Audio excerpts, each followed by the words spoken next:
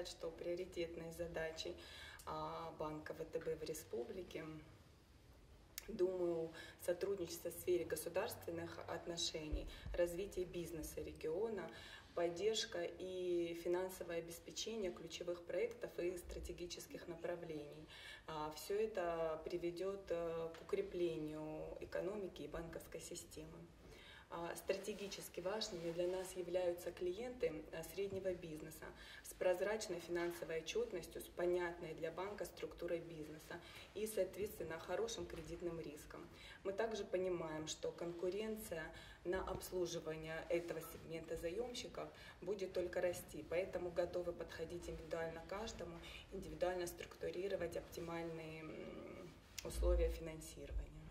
Уже в структурном кредитном портфеле банка предприятия, которые относятся к области торговли, производства, сельского хозяйства, это ведущие предприятия республики. В наших планах это наращивание нашего кредитного портфеля, увеличение нашей доли на региональном рынке банковских услуг.